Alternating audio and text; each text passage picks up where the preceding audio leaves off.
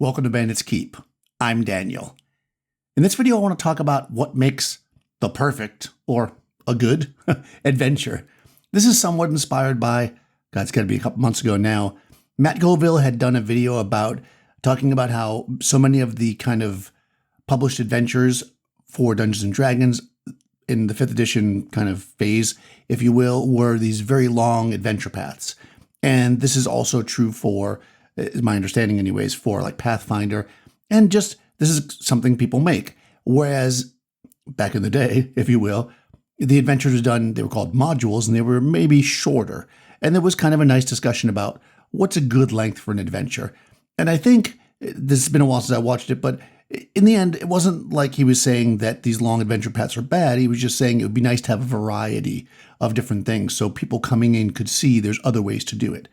In response to this, there was a lot of videos, but a couple that stuck out in my mind were one from Bob Worldbuilder, who kind of walked through their idea of maybe a short adventure, and I believe they did kind of a 5-room dungeon, kind of explained the 5-room dungeon, and Dungeon Craft, who talked about their notebook that they use for their adventures, where it's like one side's the adventure and one, and again, both of these got in this idea that like finish it in one session. Now, of course, Matt Colville was holding Castle Amber in his hand, and Castle Amber is not something you finish in one session. In the end, there's a lot of different ways we can form adventures, create adventures, play adventures, however you want to say it. And I think what is an adventure, what constitutes an adventure, is a really interesting topic. And I want to kind of break into 3 or 4 different ideas I have about how we make adventures and why. Purpose first. So, of course, I'll start with the caveat that we all must start off with in YouTube videos, thinking about the comments, and that is, obviously, it depends, right? And the first thing we want to think about is what is the purpose of the adventure for us? If we're creating it for our own group, for instance, is it part of a longer campaign? Is it supposed to be a one-shot, a side quest, as people might say? Is it a short arc? It kind of depends on how your campaign's formed and how you play it. If you're writing it for other people to play, what's the intention? How would somebody use this adventure? I have purchased numerous adventures in my day, booklets, little one-page things, full-on tomes. A lot of times I never run them because they don't fit exactly into my campaign. That doesn't mean that they're useless. I mean, they're great for mining things from, and I think a lot of people do that. So first we need to think purpose. The true one-shot. Okay, when we're creating something as I'm going to call it the true one-shot, I'm sure I'll get some feedback on that, we need to think about being done in the allotted amount of time. I know that seems like a funny place to start, and not story and background and theme, but if you're running at a convention and you have 3 hours, or you're running over a weekend with friends who just came into town and they're only there for a few hours, you need to finish the adventure in that much time. Too many times, I've heard stories, and I've even done this sometimes, you're like, 25, 30% of the way through the adventure, time's running out, and you just kind of skip forward. This is almost always obvious to the players and not satisfying. So if you're creating a, quote, true one-shot, that is something that has to be done within a certain amount of time, think about pacing. Pacing is key here. I'm not going to tell you 5 rooms. I'm not going to tell you 1 page. What I'm going to say is, think about how this thing will run.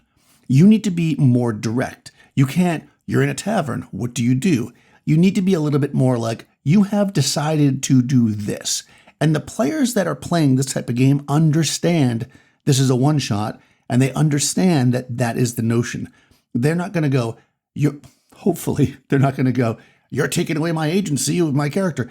I mean, that's just not realistic in a one-shot to have every option in the world. That's not what one-shots are for. One-shots are to tell one specific type of adventure story, if you will. And while it doesn't need to be linear or a railroad, it does need to be defined up front. Typically, if you're playing a convention game, you're going to have a little description. You are the last 3 warriors who have survived after the battle. You must carry the secret map across the enemy's lands back to your kingdom before the king is assassinated. Whatever, right? This is the mission. When people sit down to play that, if they go, you know what, I'm just going to go to Hawaii. I don't know why they're going to Hawaii, maybe to enjoy the beaches. But anyways, that person shouldn't be in that game. And it's easy to say, you just shouldn't do that. You're running a one-shot. This is what we want to do. Pacing is key. Pacing, have something up front that they need to do, that they know what it is. Don't make them search for it. and keep things as simple as possible. Having huge, elaborate set-piece battles might not be the right way to go, or it might be depending on your system. If your system is something that's just battles, I ran this system called Gaslight once, which is effectively a miniatures game that has a little bit of role-playing, and that's exactly what it was. It was a series over the course of the convention of multiple kind of spotlight battles. There was a little bit of role-play in between, then miniatures went down, they had their battle, a little bit of role-playing, miniatures went down, and that can be super fun. But again, you got to work on pacing. The kind of a one-shot. This is one of those things that I remember once my friend was like, you want to do a one-shot? And we played and we clearly didn't get to the end. They were like, okay, we'll pick up again next week. And I said, I thought it was a one-shot. And they were like, well, yeah, just the one adventure module. It took us about 2.5 months to finish it. So that's the kind of a one-shot. What I mean by this is, you know that there's a beginning and an end to this adventure, if you will, and this is the only adventure, if you will, that you're going to be doing, but you're not so much time restricted. I play once a week for about 3 hours with my group. This is the kind of thing where I might go, hey, for the next 4 or 5 weeks, do you guys want to try this system or do this thing? That's the kind of a one-shot. And I feel like these days, I play these a lot more. I don't have a complete adventure on one page that always gets done at the end of every session. I usually have some kind of theme or idea or system I want to try out. And we sit down and, I can usually, I've been playing long enough and running long enough, I can kind of get an idea of how long it should take. And I'll give a range. I'll say, this is 4 to 6 sessions. You get commitment from everybody, you move on. These types of adventures are great because somebody who can't commit to an endless campaign, which we will talk about, sometimes can commit to this. They can say, okay, you know what? I'm going to just put it on my calendar for the next month. The next 4 weeks, we're playing, or if it's every other week or however long it is. And this is something that a lot of people that say they're too busy to join campaigns can get on board with. What are we thinking when we do this kind of thing? Well, first of all, this is one of those situations where it's often we're running some kind of a published module. And again, module as in what Matt Colville was talking about, Castle Amber, right? Castle Amber is designed to be played in like 7 sessions. So that would be a kind of a one-shot. Something like The Lost City, less of a thing. That's more of a campaign starter. Keep on the Borderlands, kind of a campaign starter. But B1 would be something like this. There's a big enough dungeon that you're probably not going to do it in one shot, but it's not so big that it should take more than 3 or 4 sessions. These are the kind of things that you get from a lot of people now. These small books, they're like 15 to 20 pages long, a dungeon with like 30 or 40 rooms, a little bit of a hex crawl to get there. This is what we're talking about. If you're doing this from scratch for yourself, what you want to do is leave lots of open space, but make sure that most things connect at least in some satisfying way. That is to say that there might be 3 or 4 choices that they could go in, but everything should be somewhat related, right? One choice shouldn't send them all the way to the side of the world. Everything should be maybe somewhat close together so that the ones they don't choose to do, when things go bad because they didn't do that, they should feel that. This way, the world feels real, the decisions are important, but they're not railroaded, and they're also just not wandering around aimlessly because 4 sessions later, they just haven't accomplished anything. With this type of game, what we want to try to do is create a series of very exciting chunks, if you will. And this can be harder to do, obviously, because you're giving the players more agency, which means they might do something completely boring for an entire session. But typically, if you keep the pacing going like the true one-shot, but not quite as heavy, that is, you're in a village, there's a volcano erupting, and you don't really know what to do. You feel like maybe there's some rumors. Oh, this person offended these gods. Oh, there's supposed to be a sacrifice. There was an ancient rite that's been lost. They've got a few options, right? The players can seek it out.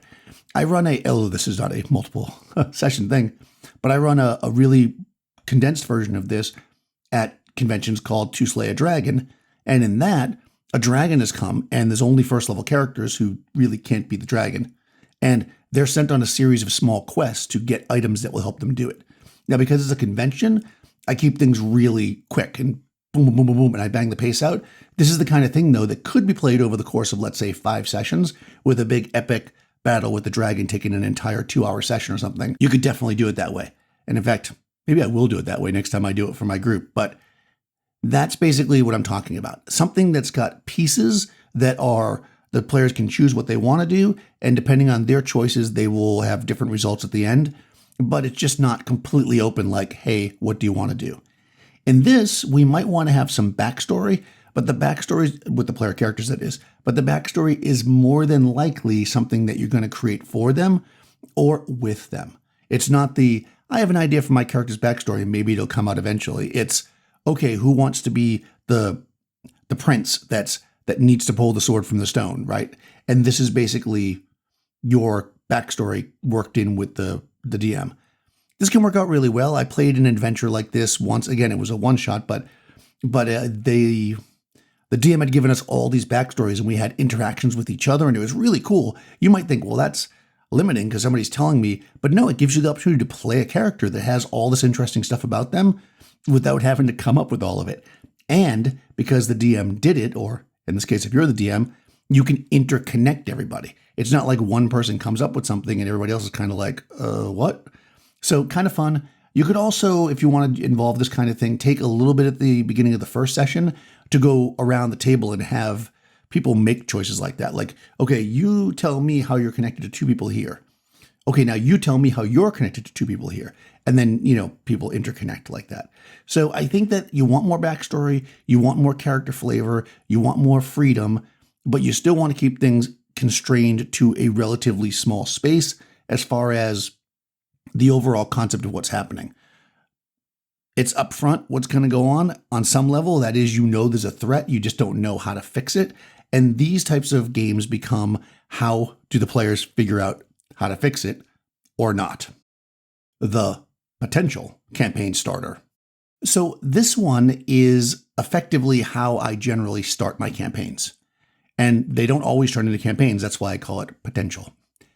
That is to say that you run the one-shot, kind of the true one-shot, with the pacing and making sure you're done in one session, or you run the kind of one-shot with a short arc, like 3 sessions. But you leave open lots of doors. You make sure that there is stuff that the PCs are interested in that they just can't deal with now. Things that it's clear, so they don't waste their time, that they can't handle.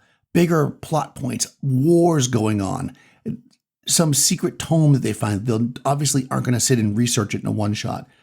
These kind of open-ended things that make them, at the end of the session, go, wow, I wish that I could go deeper into this. And that's where the campaign starts. Or if they're satisfied at the end because people just can't get together again, they still get a nice conclusion. This is one of the reasons why I personally, this is a total tangent, like short stories.